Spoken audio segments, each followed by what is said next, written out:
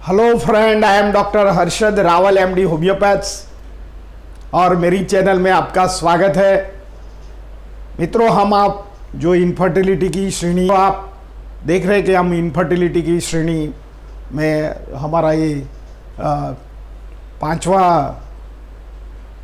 Video है। तो आज का जो वीडियो है हम आपको बताएंगे कि फीमेल इनफर्टिलिटी का कौन सा कॉज है, इसके जरिए फर्टिलिटी नहीं रहता है। कि हमने आगे बताया कि जो फर्टिलिटी रहने का कारण female and male same responsible है।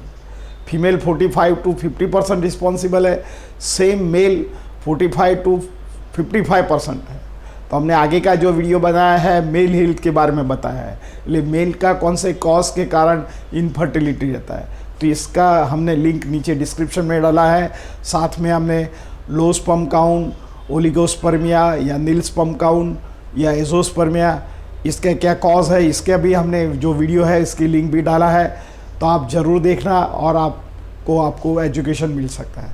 देखो, होम्योपैथिक दवा में कोई प्रकार का हार्मोन्स नहीं आता है और कोई प्रकार की कोई साइड इफ़ेक्ट्स नहीं है। आपका दवा लेने से वज़न बढ़ जाएगा तो ऐसा कोई प्रॉब्लम नहीं रहता है।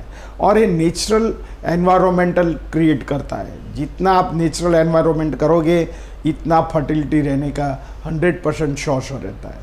कई बार हम ज़्यादा फर्टिलिटी के लिए ज़्यादा केमिकल वाली दवा यूज़ करते हैं तो हमारा जो ग्रोइन एरिया है, जो जेनाइटल ऑर्गन है, इसमें गर्मी उत्पन्न होती है।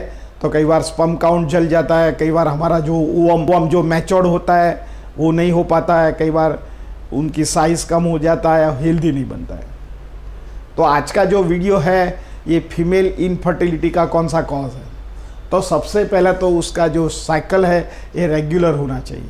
तो मेंस्ट्रुएशन साइकिल हर महीने आना चाहिए। कई बार मेनार्की में बैठने के कारण जो पीरियड नहीं कर पाती है तो उसको एमिनोरिया बोलते हैं। तो उसका कोई अलग कॉज होता है, इसके भी हम आप वीडियो बनाएंगे। तो एक तो रेगुलर साइकिल होना चाहिए। सेकंड थिंग, हेल्दी ओवम जो स्त्री बीज होता है ये हेल्दी होना चाहिए। कई बार उनका प्रोडक्शन कम हो जाता है, कई बार उनकी साइज़ कम हो जाती है, कई बार ये फॉल्स ओवम्स भी उत्पन्न होता है। ये ओवम की संख्या एक ही होती है। जब भी हर 15 दिन में उनको मिड मेंस्ट्रुएशन में पेन होता है तब ये मेंस्ट्रुएशन साइकिल की शुरुआत हो जाती है और 15 दिन के बाद ये टाइम में आ जाता है। तो ये फीमेल हेल्थ का कारण है। तो फीमेल हेल्थ में सबसे सेकंड थिंग, उनका जो ओवम है ये रेगुलर होना चाहिए और हेल्दी होना चाहिए। सेकंड थिंग, उनका जो फैलोपियन ट्यूब है ये फैलोपियन ट्यूब भी हेल्दी होना चाहिए, कहीं भी ब्लॉकेज नहीं होना चाहिए। कई बार ब्लॉकेज के कारण भी इसमें ये जो ओवम है बाहर नहीं निकलता है और उनका जो स्पर्म के साथ इंटरेक्ट नहीं कर पाती है, तो बच्चा होने में कई बार संभावना रहती है। कई बार एक्टोपिक प्रेगनेंसी हो जाती है। कई बार उनकी जो ओवम और का तो फैलोपियन ट्यूब में प्रेगनेंसी रहती है, तो कई बार एबॉर्शन बार बार हो जाता है। तो यही कारण भी उनका is one of the cause. कई बार उनका हार्मोनल लेवल जो फॉलिंग स्टिमुलेटिंग हार्मोन या FSH लेवल उनका इरेगुलर या हाई होता है तो भी ये फीमेल इनफर्टिलिटी रहने का चांसेस रहता है। कई बार उनका जो हार्मोन प्रोलैक्टिन लेवल कई बार हाई हो जाता है तो इसके जरिए भी उनके फीमेल इनफर्टिलिटी का कॉज माना गया है। कई बार उसका जो यूट्रस की वॉल है, जो उसको हम इंडोमेट्रियम बोलते हैं, कई बार थिक ज़्यादा होता है। तो ये थिक होने के कारण भी इंडोमेट्रोसिस हो जाता है, अंदर इन्फ्लेमेशन हो जाता है। तो ये इन्फ्लेमेशन का कारण भी कई बार ये माना गया है। कई बार गर्भाशय में गांठ होती है या ओवरियन में ओवरी होता है, इसमें गांठ होती है जिसको PCOD बोलते हैं। तो PCOD is also the cause for infertility. ये पिक्चर में आप देख सकते हैं, जिससे PCOD होती है। कई बार पल्मोनरी इन्फ्लेमेटरी डिजीज़ बोलती है जिसको POD बोलते हैं।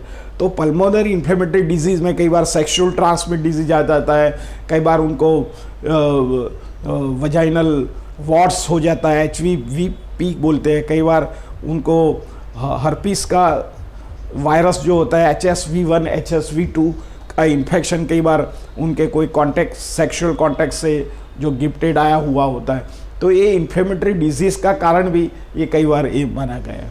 कई बार सेक्सुअल इनकॉम्पेटिबिलिटी होती है, कई बार मेल के साथ इंटरेक्ट कर पाती है पर वो ज़्यादा पेनफुल उनको कोइटस रहता है, तो कई बार ये फर्टिलिटी नहीं कर पाती है।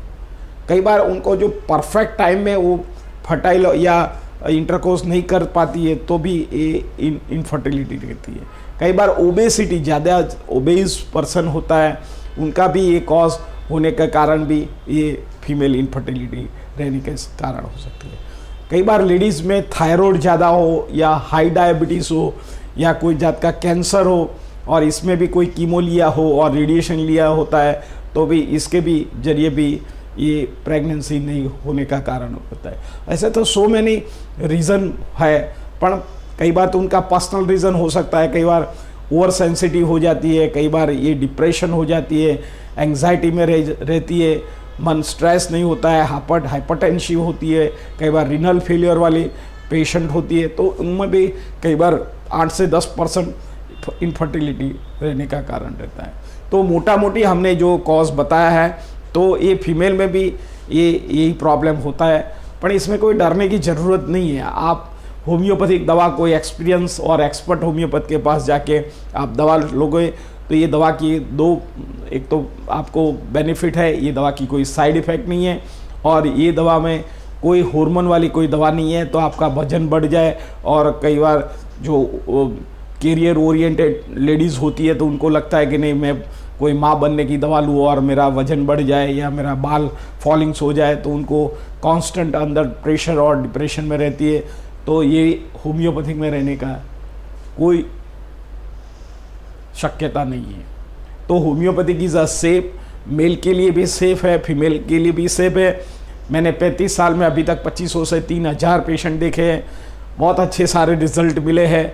जो लोग IVF से फेलियर में हमारे पास आए हैं और कई बार मेल हेल्थ का प्रॉब्लम हो या फीमेल हेल्थ का प्रॉब्लम हो, कई बार उनको सेक्सुअल डिजीज़ में कोई प्रॉब्लम हो, ED हो या इजेक्यूलेशन प्रॉब्लम हो, तो ये सब कुछ ये दवा में मोटा मोटी कवर हो जाता है। और homeopathic is a medical science और बहुत अच्छे सारे रिजल्ट है, पर थोड़ा धीरज देना चाहिए, क्योंकि आप जब भी हमारे पास आते हैं तो कई बार बहुत सारे दवा लेके आते हैं, तो ये शरीर को न्यूट्रलाइज करना पड़ता है, शरीर को रिजुआन करने के बाद हम हमारी होम्योपैथिक आपको एनर्जी दवा के स्वरूप में देते हैं, तब ये एनर्जी कई बार इसमें बहुत इफ़ेक्टिव रिजल्ट आता है और कई बार तो हमने देखा है कि बहुत आश्चर्यजनक रिजल्ट भी मिला है।